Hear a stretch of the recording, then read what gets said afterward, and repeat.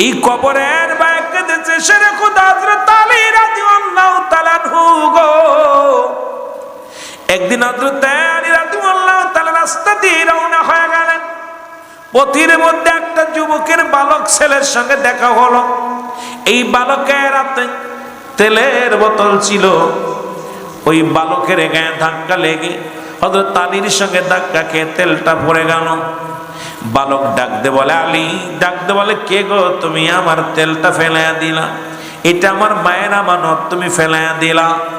ডাকতে বলে বালক রে তুমি আমার শোনো না, আমি হইলাম শেরে খোদা হযরত আলী রাদিয়াল্লাহু তাআলা আনহু, যার ভয়ে মাস্টার ইবলিস ঢুকতে পারে না রাস্তা দিয়া, যার ভয়ে মুসলমান শুনে নাও, যার ভয়ে থরথর করে কাঁপে এলাকার মানুষগুলো। আমি আমি আমি আলী, শুনে নাও আমি আলী। ডাকতে বলে বালক, ডাকতে বলে আলী রে তুমি যে কেউ যে কোনো মস্তান হও না, যাই হও না কেন, আমি আমার তেলটা চাই। হযরত আলী কি করলেন, বালকের কথার উত্তর দিলেন না। মাটিগুলো ধরে একটা জোরে একটা কি মারলেন, মুসলমান একটা টিভি মারলেন, সমস্ত তেল মাটিতে ছেড়ে দিলেন। বালক তেলটা পায়া বড় খুশি হয়ে গেলেন। বালকটা তেল নিয়ে রওনা দেয়। এবার বালকটা খুশি হয়ে রওনা দিছেন। পিছন থেকে মাটি ডাকতে আলী, ডাকতে বলে আলী, একবার নয় দুবার নয় তিনবার ডাকতে বলে আলী, ও আলী।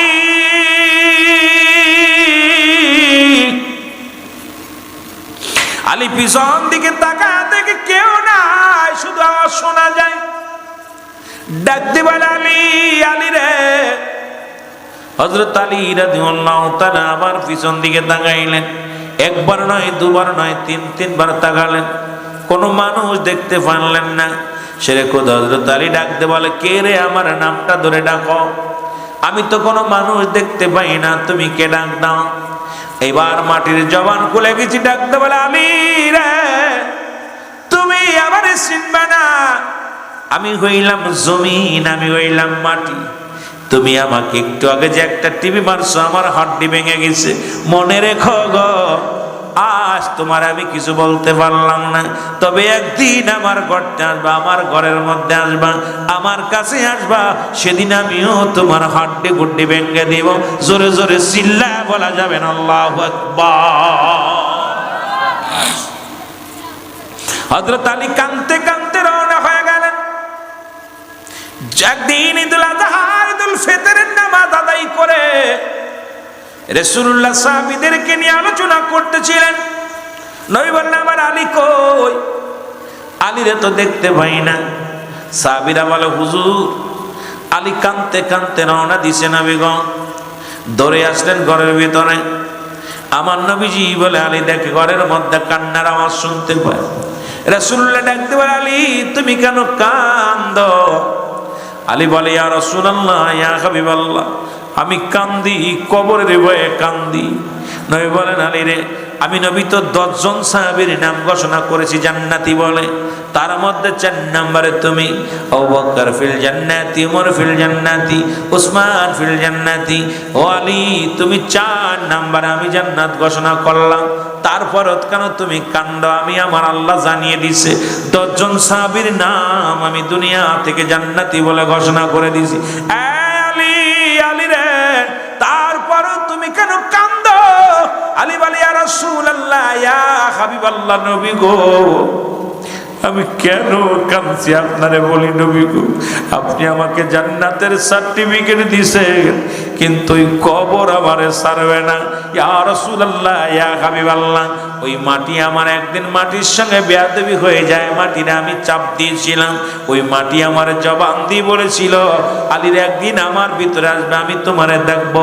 ইয়া রাসূলুল্লাহ না জানি কখন মারা যায় রে, কখন দুনিয়ার মাঝের অন্ধকার কবরে চলে যায় নবী গো। ও মায়ের নবী, যদিও আপনি জান্নাতের শুভ সংবাদ দিছেন, কিন্তু এই জাহাবি কিন্তু নবী গো ওই কবরে যেদিন শোয়া দিবে, কবর আমার সাথে কি রূপ ব্যবহার করবে, ভয় আমি কাঁদছি। আমার আলী, আমার নবী তাকায় দেখে রে, আলীর চোখ দিয়া দর দর করে পানি ছেড়ে কাঁদতে। রাসূলুল্লাহ আলীর জন্য দোয়া করে জমিন কাইয়া রাসূলুল্লাহ ইয়া হাবিবাল্লাহ, এই একটি বছর আলীর চোখে পানি পড়ছে, একটি বছর আলী রাত্রে ঘুমায় না। রাত যখন নির্জন হয়ে যায় ওই নিরালায় বইয়া বইয়া কান্দে, আল্লাহ তুমি আমারে ক্ষমা করে দাও, আল্লাহ আমি মাটি যেন আমারে চাপ না দেয়। ওরে যুবক বন্ধুরা শুনে নাও, নবীর সাহাবীরা যদি কবরের চিন্তা করে, ও মুসলমান নবীগণ যদি কবরের চিন্তা করে, আমি গুনাহগার, আমি পাপী মানুষ, আমার ভিতরে কেন কবরের চিন্তা আসে না?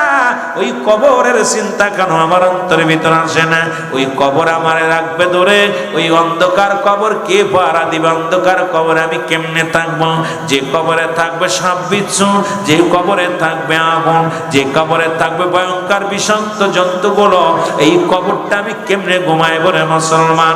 এই জন্য হযরত আলী যখন কাঁদতেছিল রব্বুল আলামিনের কাছে, আমার নবী যে দোয়া করলেন, রব্বুল আলামিনের কাছে প্রার্থনা করার পর জমিনের ভিতর থেকে আওয়াজ শুনতে পারি, রে তুমি একটা বছর কান্না করেছ আমার ভয়ে, আমার ভিতরে আসলে তোমার সঙ্গে খুবই ব্যবহার করবে এই ভয়। আলীরে তোমার চোখের পানি জমিনের মধ্যে পড়ছে, আমরা জমিন তোমারে ক্ষমা করে দিছি। জোরে বলে যাবে না সুবহানাল্লাহ? আয়ের জোরে জোরে চিল্লায় বলেন আল্লাহু আকবার। এর প্রেম যদি করবি রে মন, বলেন প্রেম যদি করবি রে মন, ওরে সব ছেড়ে চল মদিনায়, তোরা সব ছেড়ে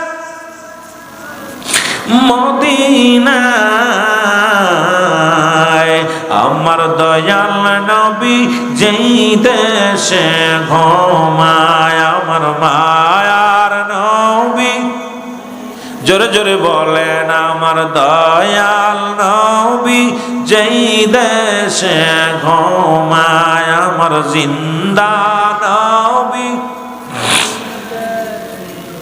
ও তোরা দেখলে সবই পাগল হবি, দেখলে সবই পাগল হবি, কাঁদবি বসে নিরালায়, আমার দয়াল নবী যেই দেশে ঘুমায়, আমার মায়ার নবী। একটু জোরে জোরে বলেন আমার দয়াল নবী যেই দেশে ঘুমায়, রে প্রেম যদি করবি রে মন, বলেন প্রেম ওরে সব ছেড়ে চল মদিনায়, তোরা সব ছেড়ে চল মদিনায়, আমার দয়াল নবী যেই দেশে ঘুমায়, আমার মায়ার নবী। এ দুনিয়ার মুসলমান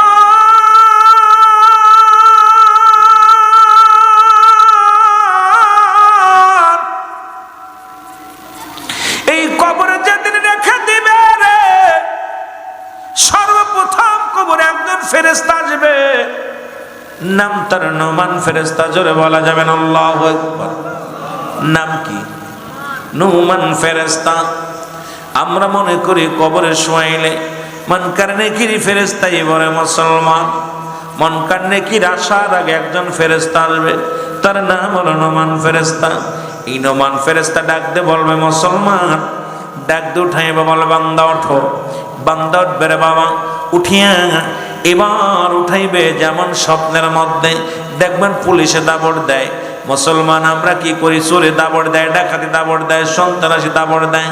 কবর জগৎটা কিন্তু এইভাবে হবে রে মুসলমান, শুনে নাও। আর কবরে কোনো সকাল আর বিকেল নাই, সকাল আর রাত আর দুপুর নাই। কবর হলো শুরু, হলো কিয়ামত পর্যন্ত শেষ। এই দিন পর্যন্ত আপনাকে কবর জগতে থাকতে হবে রে বাবারা আমার। এবার নুমান ফেরেশতা ডাক দিয়ে মুসলমান, দু হাত, এক হাতের মধ্যে দুখানা কাগজ থাকবে। এই কাগজের মধ্যে এক হাতে এক কাগজের থাকবে নেকামল, আর একটা কাগজের থাকবে বদামল। ডাক দিয়ে বলবে জব্বার মিয়া ওঠো, দেখবে আব্দুল জব্বার সাহেব উঠে দাঁড়াইবে, মুসলমান শুনে নাও। এবার ডাকতে বলবে আমার বাবারা, ইউসুফ সাহেব ওঠো, ডাকতে বলবে রুহুল আমিন সাহেব ওঠো, বলনা সাদিক সাহেব ওঠো, মুসলমান আমিরুল ইসলাম ওঠো। এইরকম নাম ধরে ডাক দিবে না, মুসলমান উঠে বড় উঠবে। উঠানো পর হাতের ভিতরে কাগজটা দিবে, দিয়া দেখবে কাগজটার মধ্যে দুনিয়ার কত রাকাত নামাজ পড়েছে, কত ভালো কাজ করেছে, দুনিয়ার জিন্দেগিতে কোথায় দান ধ্যান করেছে, কোথায় ভালো মন্দ কাজ করেছে, দেখা বান্দা ভালো আনন্দিত হয়ে যাবে। ডাকতে বলে বান্দা লেখো,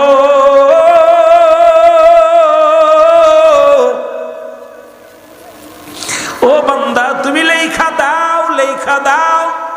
বান্দা বলবে আমি লিখবো কেমনে, আমার কাছে তো কোনো কলম নাই। বলবে বান্দা রে, তোমার কলম হলো ডান হাতের শাহাদাত আঙ্গুল মুবারক। জোরে জোরে চিল্লায় বলেন মারহাবা, আর একটু জোরে জোরে চিল্লায় বল আল্লাহু আকবার। ডান হাতের শাহাদাত আঙ্গুল মুবারক হবে কলম, পালানোর কোনো পথ নাই। এই দুনিয়ার মধ্যে মূর্খ থাকলে টিপসই দেন, আমি লিখতে পড়তে জানি না। কবরে কজন কাফিল চলবে না, যার যার আমল নামা তার তারে লেখা লাগবে। আমার আমল নামা আমার নিজের লেখা লাগবে, আপনার আমল নামা আপনার নিজের লেখা লাগবে না মুসলমান। এবার নোমান ফেরেশতা ডাকতে পারবে বান্দা এই নাও তোমার কলম, এই কলম দিয়া লেখো। আজকে ডান হাতের আঙ্গুল, আমরা এই আঙ্গুলের মধ্যে কেউ খায় চুন খায়, কেউ আঙ্গুলের মর্যাদা জানি না। এই হাত দিয়ে কত ঘুষ লেনদেন করি, এই হাত দিয়ে কত না বিনা অন্যায়, কত মানুষের অন্যায় ফাঁসি দিই, এই হাত দিয়ে কত না অপরাধ জগতে জড়ায় গেছে রে মুসলমান। শুনে রাখো, শুনে রাখো, এই ডান হাতের কলম মুবারক আজকে কত উকিল, কত আইনজীবী, কত বিচারপতি, কত নির্দোষী মানুষের ফাঁসি দিয়েছে গো।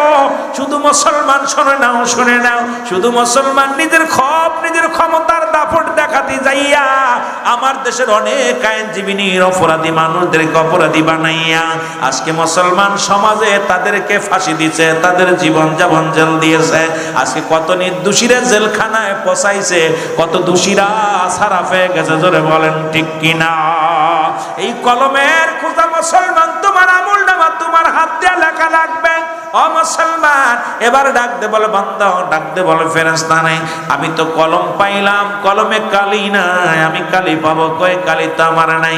ডাকতে বলে বান্দারে, কালি হলো তোমার মুখের থুতু মুবারক। ও আমার বাবারা আমার, আমি তোদের পায়ে ধরে বলে যায়, হাতে ধরে বলে যায়, ও আমার বাবারা তোদের পায়ে ধরে বলে যায়, আজ থেকে প্রতিজ্ঞা কর জীবনে আর মুখের মধ্যে বিড়ি সিগারেট দিবি না, এই মুখের মধ্যে আর গাঁজা দিবি না, মুখের মধ্যে আর হারাম জিনিস বক্ষণ করবি না। ওরে মায়ের গর্ভে থাকা কালিনী আমার আল্লাহ রাব্বুল আলামিন, রব্বুল আলামিন তোর মায়ের নাভির সঙ্গে নাভিটা সেট করে দিছে। কুরক্ত গুলো তোমার মুখ দেখাওয়াই নাই, কারণ এই মুখ দিয়া তুমি আমার আল্লাহরে ডাকবা, এই মুখ দিয়ে কুরআনুল কারীম পড়বা, এই মুখ দিয়া তুমি নবীর দুরূদ পড়বা, এই মুখ দিয়া তুমি মুসলমান শুনে নাও সত্যের স্লোগান দিবা। এই মুখটা দিয়া আল্লাহ রাব্বুল আলামিন তোমাকে হারাম জিনিস ভক্ষণ করার নাই, নাপাক পানি খাওয়ার নাই, দুনিয়ার মধ্যে কুরক্ত খাওয়ার নাই। এই মুখটার রব্বুল আলামিন পবিত্র রাখছে।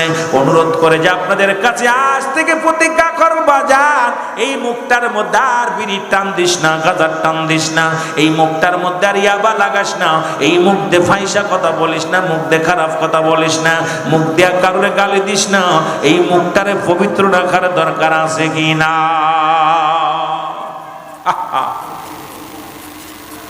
এই মুখটারে আল্লাহ এত সুন্দর পবিত্র রাখছে, সেই মুখটা গালদার ভিতরে কেমনে? আমি কিছুদিন আগে একটা গজল গাইছিলাম যে কবরেতে আগুন পাবি বিড়ি পাবি না, খারে জম্মের খাওয়া যত খাবি খা, কবরেতে আগুন পাবি বিড়ি পাবি না, ফেরেশতারা খায় না ঘুষ, থাকিবে না তোর যে হুশ, মুগুর মারিবে ধরে রক্ষা পাবি না, কবরেতে আগুন পাবি বিড়ি পাবি না। জোরে কোন ঠিক কিনা? আরো জোরে কোন? এই পাশ হইতে গেলে মারিবে মুগুর ধরে, শান্তিতে থাকবি না ভাই, শান্তিতে থাকবি না ভাই, দিবে আগুন ঢালিয়া, কবরেতে আগুন পাবি বিড়ি পাবি না। যেরকম ঠিক কি না? কষ্ট হয়নি? কষ্ট হয়। আবার অনেক বিড়ি খোররা কইব, অনেক বিড়ি খোররা কইব রুলামিন ভাই বিড়ি খাওয়ার উপরে দাঁড়ায়, বিড়ি চাইতে জঘন্য খারাপ জর্দা খাওয়া। যেটা বলে ঠিক কিনা? আমার দেশে অনেক বক্তা আছে এত অনেক করে জর্দা খায়। আরে ভাই, অধিক পরিমাণ মাকরু সেবন করলে সগীরা গুনাহ, সগীরা গুনাহকে ছোট করে দেখলে কবিরা গুনাহ, কবিরা গুনাহকারী জাহান্নামী। এখন এই নিজে হারাম খায় আর একজনকে কেমন হারামের বিরুদ্ধে ওয়াজ করবে? এই জন্য আমি বলতে চাই, উভয় শুকনা গু আর কাঁচা গু পার্থক্য আছে। পায়খানা তো পায়খানায়, একটা শুকনা একটা কাঁচা, কথা কর না কেন? পার্থক্য আছে নি? যুবকরা বিড়ি খায়, আমরা পান জর্দা খাই। আরে আমি এটা আগে ছাড়ি, তারপরে যুবকদের বিরুদ্ধে কথা বলি। জোরে বলেন ঠিক কিনা? তবে বলছিলাম যে আপনার বিড়ি সিগারেট খাইলে 3টে উপকার হয়। কয়টা উপকার? জোরে বলেন কয়টা? জোরে বলেন কয়টা? 3টে উপকার হয়। যারা নেশাগ্রস্ত 3টে উপকার হয়। নাম্বার 1, 1 নাম্বার, জীবনে তারা কুকুরে কামড়ায় না। কি করে না? কুকুরে কামড়ায় না। কারণ যারা বেশি পরিমাণ মাদক সেবন করে এই মানুষগুলো বুড়া হয়ে যায়। কি হয়ে যায়? বুড়া হয়ে যায়। জোরে বলেন কি হয়ে যায়? ভাই সেরা দিবনি, কথা বলেন না কেন? কি হয়ে যায়? আমার দিছেন কবরের ওয়াজ, হঠাৎ করে দিকে গেলাম, আমার জাহান্নামের দিকে যাইতে হঠাৎ করে দিকে লাইনে গেছি। আপনারা আবার কথা না বললে তো আমি ওয়াজ করে শান্তি পাবো না। বুড়া হয়ে যায়। বুড়া হইলে নেয় হাতে লাঠি। কি নেয়? লাঠি যার কাছে থাকে তার কি কুকুরে কামড়ায়? চিন্তা আছে ওর কাছে গেলেই বাড়বে আমারে, ভয় আছে না? কুকুর যার কাছে লাঠি থাকে তার কাছে কুকুর আসে? আসে না ভয়তে। 2 নাম্বার, ওই বাড়িতে চোর আসে না, কারণ রাত বেড়ে জোরে জোরে কাশি দেয়। বলেন যে বাড়ি মানুষ জেগে থাকে সে বাড়ি চোর যায়, ধরা পড়ার ভয় আছে না? চোর চিন্তা করে এ বাড়ি গেলেই ধরা পড়বো। যে বাড়ি দেখুন অধিকাংশ মানুষ যাদেরকে নেশাগ্রস্ত মানুষ, অনেকের এমনিও হয়, অনেক মাহফিন কাশি টাশি আল্লাহ দিয়েছে, রোগ দিছে, সেটা ভিন্ন কথা। কিন্তু যারা মাদক সেবন করে অল্প বয়সে তাদের ফুসফুসি নষ্ট হয়ে যায়, ভিতরটা হক্ক যক্ষা কাশি তাদের শুরু হয়ে যায়। জোরে জোরে কাশি দেয়, রাত ভরে খালি কাশতে কাশতে রাত চলে যায়। জোরে বলেন ঠিক কিনা? 3 নাম্বার, মরণ সহজ হয়। কাশি দিয়েছে, কাশি দিয়ে শেষ, কারণ গলায় বাজছে শেষ। এই 3টা আমি বিপদ আপনাদের উপকার করে গেলাম। যারা যত খাবেন খান, আমি বারণ করব না। তবে অনুরোধ করি, কবরে কিন্তু এসব পাবেন না, কবরে পাবেন না। যাবার সময় কিছু দিয়ে যেতে বলবেন, বলবেন যাই নামাজ ইসির মধ্যে কাপড়ের মধ্যে কিছু দিয়ে দিতে বলবেন। অনুরোধ করব আমার যুবক ভাইদেরকে, ও যুবক, একটা মানুষ যদি মাদক থেকে ফিরে আয় বাবা, মাদক যে ঘরে ধরছে সে ঘর শেষ। যেটা বলেন ঠিক কিনা? আমার ভাইরা, আমার বন্ধুরা, আমার মুখের তুতো মুবারক হবে কালি, কালি যদি জমে যায় নষ্ট হয়ে যায়, কলম চলবে না। এই জন্য মুখটারে পবিত্র রাখবি রে বাবা। মুসলমান কালি পাইব, ডাকতে বলবে আমি কলম পাইলাম, কালি পাইলাম, খাতা পাবো কয়, কাগজ পাবো কয়। 3 টুকরা কাপড়ের কাপড় দেয়া হয়, কাপড়ের কাপড় টানতে খুলে নিয়ে বলবে বান্দা এই নাও লেখো। বান্দা হাতের মধ্যে নিয়ে লেখা শুরু করবে, সেকেন্ডের মধ্যে লেখা শেষ হয়ে যাবে, সেকেন্ডের মধ্যে কম্পিউটারের মধ্যে লেখা হয়ে যাবে। হাত থেকে ছিনিয়ে নিবে, আর এক টুকরা কাপড় দিবে, হাতের মধ্যে কাগজ দিবে, বান্দা নাও। এই 80 বছরের জিন্দেগি কত রাকাত নামাজ কাজা দিছিলা, কত জায়গা তুমি বেগানা নারী নিয়ে ঘুরছিলা, কত জায়গা গাজার প্যান্ডেলে বইলা, কত জায়গা মদের প্যান্ডেলে বইলা রে বান্দা, কত জায়গা তুমি জুয়ার প্যান্ডেলে বইলা, কত জায়গা কত অন্যায় কাজে লিপ্ত হইলা। বান্দা দেখবে আর চোখের পানি ছেড়ে ডাকতে পারবে, ফেরেশতা আমি লিখতে পারবো না। নমান ফেরেশতা এত জোরে চাপ দিবে রে মুসলমান, ডান দিকের মাটিগুলো চাপ দিবে, ডান দিকের হাড্ডিগুলো বাম দিকে চলে যাবে, বাম দিকের হাড্ডিগুলো ডান দিকে চলে আসবে। এমন ভাবে চাপ দিবে রে মুসলমান,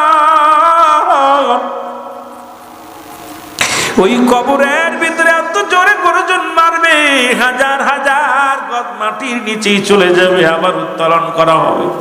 বান্দা এক একটা আমল তোমার লেখানো হবে, বদ আমল গুলো যখন লেখানো হবে, লেখা শেষ, লেখা শেষ হলে বলবে বান্দা গুড বাই, আমি বিদায়। একটু পরে তোর কবরের ভিতরে আসবে মানকার নেকের ফেরেশতা, আয়া তোর আমল নামাটা দেখবে। ও বান্দা, যার যার আমল নামা তার হাতে লেখা লাগবে। এবার মুসলমান নোমান ফেরেশতা বিদায়ের পরপরই চলে আসবে, মানকার নেকের ফেরেশতা চলে আসবে। আসি আপনার আমল নামা দেখবে, ওই কলার ভিতরে লটকানো থাকবে আপনার আমল নামাটা। এইটা দেখবে বান্দা, তোমার ভালো আমল থাকলে 8টা জান্নাতের দরজা খুলে দিবে, খারাপ আমল থাকলে রে বান্দা জাহান্নামের 7টা দরজা খোলা থাকবে। কিয়ামত পর্যন্ত যারা জান্নাতি জান্নাতি নিয়ামত ভোগ করবে গো, যারা জাহান্নামীর ওই অগ্নিকাণ্ড সব বিশ্ব মুসলমান শুনে নাও। কঠিন আযাব গজব ওই কবরের মধ্যে পাবে রে মুসলমান। আর কবরে যা আযাব হয়, আমি বারবার বলি, কবরে যে বিশ্বাস যাদের না হয়, আগামী দিন বাড়ি যাইয়া কবরের পাশে একটা গরু বানবেন, আগামী দিন যাইয়া একটা ছাগল বানবেন, বান্ধিয়া ভালো খাবার দিবেন, খাবার দেওয়ার হলে দাঁড়ায় থাকবেন, দেখবেন ওই পশুটা রশি ছেঁড়াছিঁড়ি করবে, টালুমালু তাকাইবে, চোখের পানিগুলো দর দর করে ছেড়ে দিবে। কবরে আযাব একমাত্র মানুষ এবং দানব বুঝতে পারে না, পৃথিবীর মধ্যে সব প্রাণী বুঝতে পারে মুসলমান। এই কবরে কিন্তু আপনাকে ছাড়বে না, গরিব বলেন, ধনী বলেন, বাদশা বলেন গো, পৃথিবীর মধ্যে যত বড় টাকাওয়ালা বলেন, বাড়িওয়ালা বলেন, পৃথিবীর মধ্যে প্রতাপশালী 4 জন বাদশা ছিল গো, তারাও দুনিয়া থেকে বিদায় হয়ে গেছে। মুসলমানদের মধ্যে 2 জন, নাম জপ মওলার, একদিন ঘুমাইবি রে মন, কবর মা মন ঘুমায় না রে। ইরজার লাগিয়া করছো চুরি,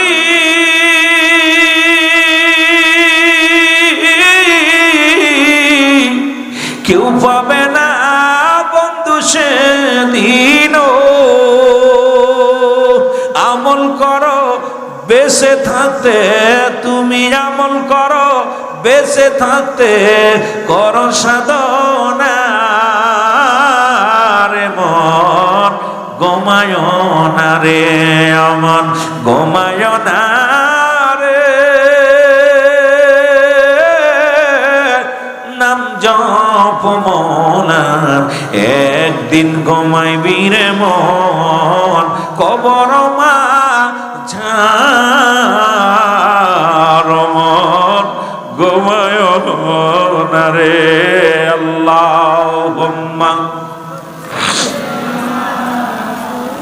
বাজান রে, চোখের পানি ছাড়বেন, আল্লাহ যেন মাফ করে দেয় আমাদের। কবরের ভয়, মরণের ভয় অন্তরের ভিতর ঢুকলে এই তো উত্তম। ওয়ালা আলি সাইয়্যিদানা, আরো জোরে জোরে বলেন আল্লাহুম্মা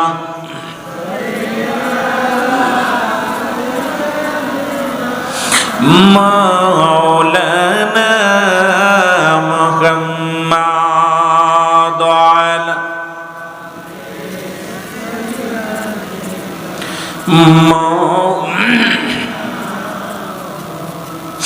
এ মুসলমান গভীর মনোযোগ, কাজরাইল ডাক দিয়ে বলে, নবী আমি আপনার মায়ের রূহটা অতি আসানে বাইর করেছি, আপনি শুধু মাথায় হাত বলিয়েছিলেন। মায়ের বুকে দুধ খাইতে খাইতে সন্তান যেমনি ঘুমায় যায়, আমি আপনার মার রূহটা এমনি বাইর করেছি। ঈসা আলাইহিস সালাম ডাকতে বলে, মা, ও আমার মা, আমি জানতে চাই গো মা, আপনার লগে আজরাইল কি রূপ ব্যবহার করেছে গো মা। ঈসা নবীর মা ডাকতে কাজ না, ও আমার বেটা শোন, ওরে পৃথিবীর মধ্যে তোরে জন্ম দিতে যত কষ্ট অনুভব করতে পেরেছিলাম রে বাবা, তোরে জন্ম দিতে যায় যত কষ্ট হয়েছে, তার চাইতে কত গুণ কত কষ্ট যে কত বেশি হয়েছে রে বাবা, তোরে আমি বুঝাইতে পারবো না। আমার মন বলল, আমি মরিয়ামের গায়ের চামড়াটা যেন টেনে কে যেন হিসড়ে ছিঁড়ে নিয়ে গেছে, আমার গায়ের মধ্যে যেন কেমন ঝালমরিচ লাগা দিছে। আমি এত কষ্ট অনুভব করেছি রে আমার বেটা। ঈসা আলাইহিস সালাম ডাকতে কয়, মারিয়াম, আমার মা, মা গো, আপনার মৃত্যুটা সবচাইতে সব মৃত্যু হয়েছে। এই মৃত্যু যদি এত সহজ এত কঠিন হয়, যারা মৃত্যুকালে পায়খানা করে দেয়, যারা মৃত্যুকালে প্রস্রাব করে দেয়, ওরে মুসলমান কত মানুষ, আগে বললাম এই জায়গা কত মানুষের জানাজা হয়, আজকে কত মানুষের জানাজা মসজিদ মাঠে হয়, এখানে হয়, জানাজার নামাজ আদায় করা হয়, কত মানুষের বিদায় করে দেয়া হয় গো। আরে কখন যেন কে পৃথিবীর মধ্যে মারা যাবে। ঈসা আলাইহিস সালাম যাইতেছিল কবরের পাশ দিয়ে, মুসলমান হঠাৎ করে কবর থেকে এক লোক উত্তোলন করলেন, জাগতে বলে, আয় বাবা তুমি কতদিন কবরে শুয়ে আছো? আমি 50,000 বছর বা 500 বছর কবরে শুয়ে আছি। কয় তুমি কবরের মধ্যে জান্নাতি না জাহান্নামী? কয় রব্বুল আলামিন 8টা জান্নাতের নিয়ামত আমারে দান করেছে, আমি ইন্তেকালের পরে থেকে জান্নাতের ঘিরান জান্নাতের নিয়ামত গুলো ভোগ করি। ডাকতে কয় পৃথিবীর মধ্যে তোমার যে মৃত্যুবরণ, মৃত্যুকালে কি কষ্ট হয়েছিল? ওই লোকটা বলে, নবী ঈসা রে, আমি এই 500 বছর আগে ইন্তেকাল করেছি, এখনো আমার মৃত্যু যন্ত্রণা গা থেকে যাই নাই। এই মরণের পেয়ালা পান করতে হবে, তারপরে কেন আপনি সুদ খান? তারপরে আপনি কেন ঘুষ খান? তারপরে কেন আপনি জিনা ব্যভিচার করেন? তারপরে কেন আপনি মানুষকে ঠকান গো? এই পৃথিবী যদি চিরস্থায়ী না হয়, এই ক্ষণস্থায়ী পৃথিবীর জন্য কতই না 2 নাম্বারি করলাম, কতই না দুনিয়ার মধ্যে রং তামাশা করলাম, কতই না রং তামাশার মধ্যে মেজে রইলাম। আমি আপনাদের অনুরোধ করে যাব, যেহেতু দুনিয়া আপনার নয়, এই নিষ্ঠুর পৃথিবী শুধু ভোগ করতে জানে, ছাড়তে জানে না। পচা গলা গাঁজাখোর, মদখোর, নারীখোর যে আছে সবাইকে ভোগ করবে নিষ্ঠুর পৃথিবী। এই নিষ্ঠুর পৃথিবীর কাউকে ছাড়বে না, ভালোটাকে ছাড়বে না, মন্দটাকেও ছাড়বে না। এই নিষ্ঠুর পৃথিবী ভোগ করে নিবে। এই জন্য অনুরোধ করব, এমন জীবন গড়বেন যেন এই নিষ্ঠুর পৃথিবী যখন ছেড়ে আপনি চলে যাবেন, আপনি যাওয়ার সঙ্গে সঙ্গে রব্বুল আলামিন যেন জান্নাতি করে। জোরে জোরে বলেন মারহাবা। আর একটু জোরে জোরে চিল্লায় বলা যাবেন আল্লাহু আকবার। ওরে আজি না হয় কাল তুমি যাইবা কবরে, আজি না হয় কবরে, যাবার কালে দেখবে চেয়ে গো তোমার সবই রইল। একটু জোরে জোরে বলেন, তোমার সবই রইল পড়ে, মরার কালে দেখবে চেয়ে গো তুমি যাবার কালে। তোমার দাদাই গেছে, বাবাই গেছে, কেউ আসলো না ফিরে। দাদাই গেছে, বাবাই গেছে, কেউ আসলো না ফিরে। তোমার তো যাইতে হবে রে বাইরে, তোমার তো যাইতে হবে রে।